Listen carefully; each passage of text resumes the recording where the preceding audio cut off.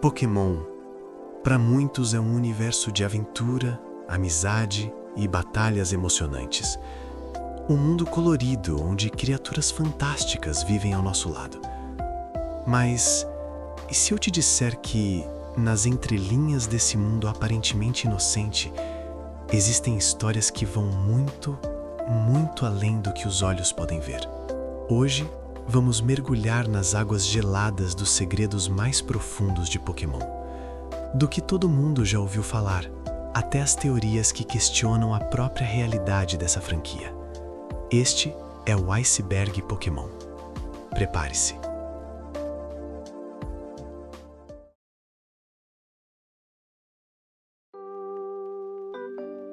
Vamos começar pelo topo.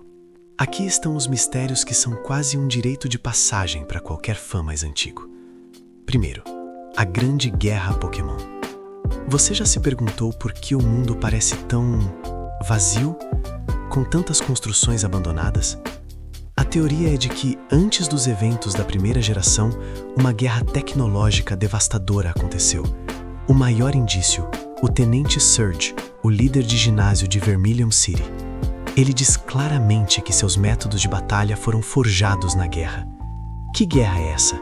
Ninguém sabe ao certo, mas ela explicaria a escassez de adultos, a tecnologia avançada em meio ao mundo rural e o surgimento de criaturas de poder quase militar, como os lendários.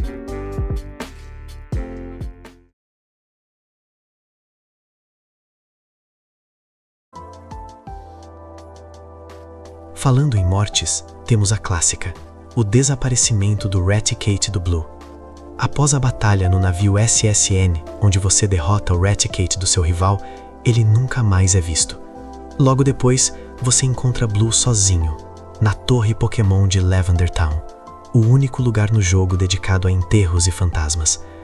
A conclusão óbvia e trágica é que seu Raticate não sobreviveu à batalha, e Blue foi prestar suas últimas homenagens.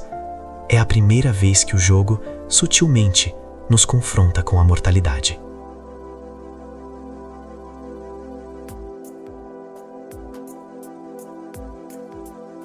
E uma teoria mais moderna que conecta tudo. Pokémon GO se passa antes da guerra. Pense, no GO, nós capturamos fósseis vivos, como Omanyte e Aerodactyl. Na linha do tempo principal, eles só existem através de revives de fósseis. E o que fazemos com os Pokémons extras no GO?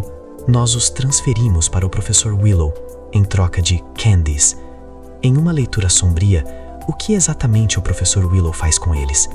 Essa prática de processamento pode ter sido comum e depois banida após os horrores da guerra, o que tornaria as famosas Rare Candies dos jogos principais tão raras. Quem é, afinal, o Professor Willow? Um cientista de uma era mais ingênua e cruel.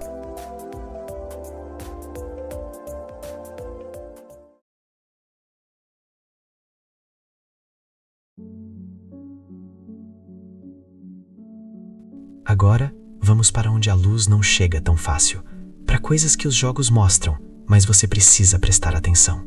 O coração deste horror é Lavender Town. A Torre Pokémon não é só um lugar assustador, é um cemitério. E a história daquele fantasma que bloqueia sua passagem, ele é o espírito de uma Marowak mãe, brutalmente assassinada pela equipe Rocket para que pudessem roubar seus filhotes Cubone. A batalha contra esse fantasma e o pranto do Cubone depois é uma das cenas mais pesadas e emocionantes da franquia. A morte não é só subtexto aqui, é a trama principal. E se a lore dos jogos é sombria, a Pokédex é um verdadeiro livro de horror. Ela é narrada por crianças de 10 anos que descrevem com frieza científica coisas como o Drifloon, que atrai crianças para o mundo dos espíritos, o Pentamp, que é a alma de uma criança que se perdeu e morreu na floresta, ou o Bewear, que com seu afeto esmaga acidentalmente os ossos de seus treinadores. A Pokédex não descreve criaturas de estimação, ela documenta monstros.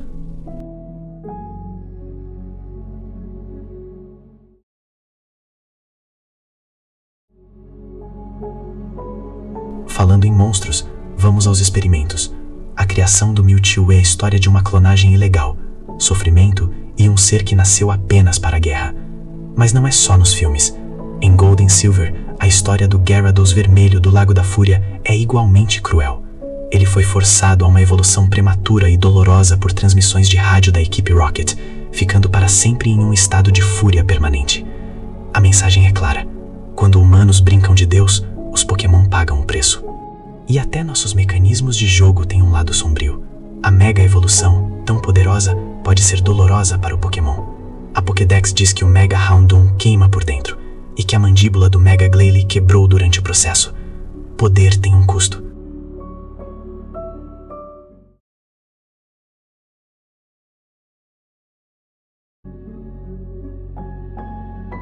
Aqui, o horror deixa de ser sobre criaturas e passa a ser sobre pessoas, os verdadeiros monstros da franquia.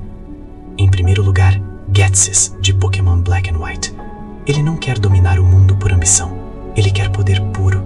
Para isso, ele adotou uma criança, N, e o criou em isolamento, mostrando apenas Pokémon que haviam sido maltratados e abusados por humanos, para fazer N acreditar que libertar todos os Pokémon era justo.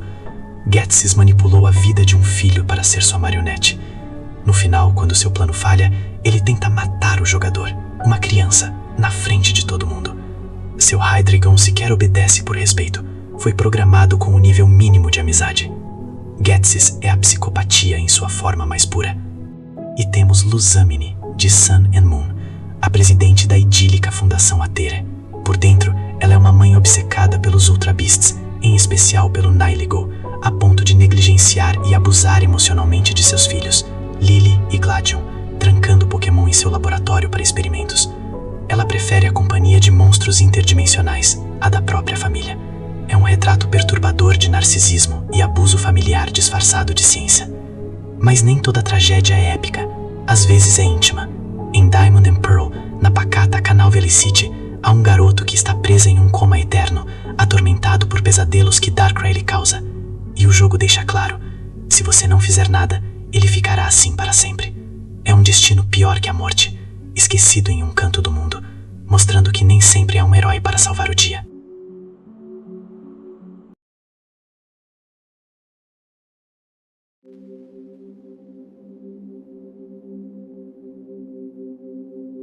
Chegamos ao abismo.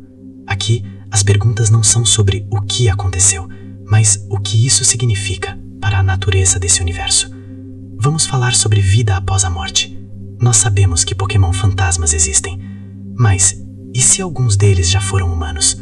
O Yamask carrega consigo a máscara do seu rosto humano anterior, chorando quando a olha. O Pentamp é literalmente o espírito de uma criança que se perdeu na floresta e morreu. Isso significa que, nesse mundo, a alma humana pode sim se tornar um Pokémon. O que isso diz sobre a linha entre as espécies? E não são só Pokémon. Fantasmas humanos também assombram esse mundo. Em Hoenn, a prima da líder Phoebe brinca com o fantasma de uma menina em sua casa. Em Alola, uma criança fantasma aparece na escola. A morte e o paranormal são fatos no mundo Pokémon, não apenas lendas. Isso nos leva ao lugar mais próximo de um inferno que a franquia já criou: o mundo distorcido de Giratina. Foi para lá que o deus da antimatéria foi banido por sua violência. É um lugar onde as leis da física não se aplicam, a gravidade é invertida e a trilha sonora é um som constante de monitor cardíaco flatline. É uma dimensão de punição eterna. E, finalmente, vamos amarrar uma ponta solta. Lembra da teoria do Pokémon GO e das Candies? E se a grande guerra que ouvimos falhasse fosse causada justamente pelo abuso dessas práticas? E se a Rare Candy nos jogos principais for um produto raro e refinado justamente porque o processo original, aquele que o professor Willow talvez use, era tão antiético e cruel que foi banido após o conflito? Essa teoria sugere que nossa jornada como treinadores na região de Kanto não é o começo da história.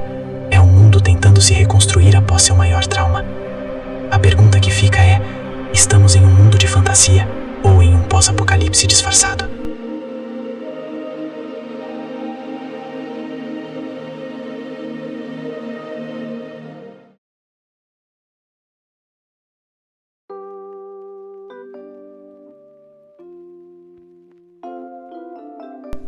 Nossa jornada pelo iceberg termina aqui. O que vimos não é para estragar a franquia, mas para mostrar sua incrível profundidade. Essas camadas de tragédia, horror e questões existenciais são o que dão peso e ressonância ao mundo de Pokémon. Elas nos lembram que Por trás das batalhas animadas e das criaturas fofas, existe um universo rico, complexo e às vezes assustadoramente real. E aí, qual camada te impactou mais? Você conhece algum segredo ainda mais profundo que não mencionamos? Deixe nos comentários. Se você gostou dessa exploração pelas sombras de Pokémon, não se esqueça de curtir, se inscrever e ativar o sininho. A jornada pelo desconhecido sempre continua. Até a próxima, e tome cuidado com o que você encontra nas gramas altas.